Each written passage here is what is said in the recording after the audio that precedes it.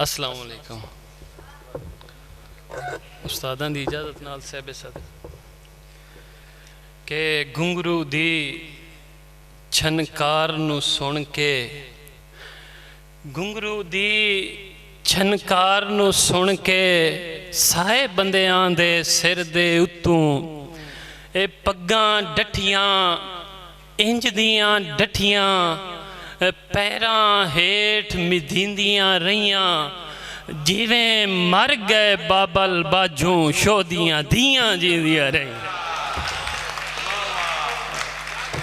شکریہ. اور کہ گھنگرو دی چھنکار نو سن کے اے سائے بندیاں دے سر دے اتوں او پگاں ڈٹھیاں انج دیاں ڈٹھیاں او پیراں ہیٹھ مدھیندیاں رہیاں جیویں مر گئے بابل باجوں شودیاں دھیاں جیندیاں رہیاں. اور بدلاں وچوں پانی دی جا میرے مالکا دودھ وسا ہون بدلاں وچوں پانی دی جا میرے مالکا دودھ وسا ہون میرے دیس دے بندیاں سارے دودھ نو پانی کر چھڑیا ہے. شکریہ.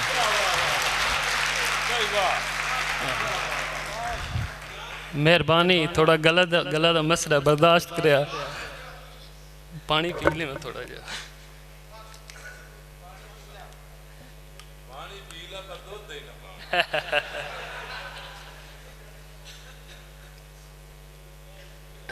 ایک نظم دا سر نامہ ہے توجہ کر سو انشاءاللہ کہ ہجرت کہ کاماں تو پچھو کی منگ دن کاماں تو پچھو کی منگ دن نالے پچھو او ساڑے شہر تے ساڑیاں گلیاں دا کیوں چیتا آج کل بھول گئے ہو او کیوں بال روانے چھڑ گئے ہو کسے جھڑکے آئے یا ایویں ہی تسی آپ دگانے چھڑ گئے ہو اور تھوڑی صورت بھاویں جے جئی ہا تھوڑی کان چنگی لگ دی نا کدی آن بنیرے باندے ہائے تسی چوریاں بھی کھا جاندے ہائے تھوڑا احسان ہی کافی ہا جیڑے بھول گئے ہن پردیس دے وچو بیلی یاد دیواندے ہائے. اور گلاں سن کے کام پریشان ہو گئے اگو بول پے سائے بول پے ہون وٹے جلن دی طاقت نہ ہون ہر کوئی کوڑا آندہ ہا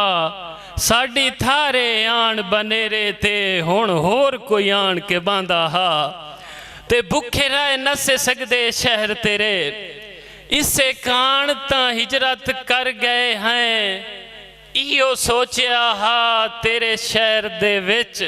یا گھر چوں روٹی مک گئی ہے یا بال سیانے ہو گئے ہیں. شکریہ. اور دوڑا اپنے علاقے دی پہچان اجازت چاہساں کہ جندہ ماضی کچیاں گلیاں ہن تے جندی زندگی وطن پرستی ہا جندہ ماضی کچیاں گلیاں ہن جندی زندگی وطن پرستی ہا اوہ دیس نو چھڑ پردیس گیا اے بھی غربت دی ساری مستی ہا تے ہون ڈاکراں مار حفیظ پیٹیندائے او دل آہندائے ٹھیک ہوا وستی ہا انو کے پتا ہا پردیس دی شائطاں میرے وطن دی بھوک تو سستی ہا. شکریہ. اور دوڑا ہے کہ کھینڈ پھٹ گئے بیلی بچپن دے او سانو غرضاں کر بے حس چھڑیا کھینڈ پھٹ گئے بیلی بچپن دے سانو غرضاں کر بے حس چھڑیا او کئی لوگ حفیظ غریب بھی ہن رب جانے کس نو کس چھڑیا تے رب پوچھ سی آئے گل حشر دہاڑے او ڈر غربت تو جس جس چھڑیا او سائے انگلیاں اٹھ سن سجنا تے مینو اس چھڑیا مینو اس چھڑیا شکریہ آخری دوڑا کہ تینوں توڑ مناوین آ گئی ہاں تینوں توڑ مناوین آ گئی ہاں میرا سجون نہ کر بے تکیاں او تینوں توڑ مناوین آ گئی ہاں میرا سجون نہ کر بے تکیاں او تیرے نال حفیظ نو بھاندیاں نائے تیریاں سوڑیاں سکیاں تے میری انگل نو پھد نا چیچی نو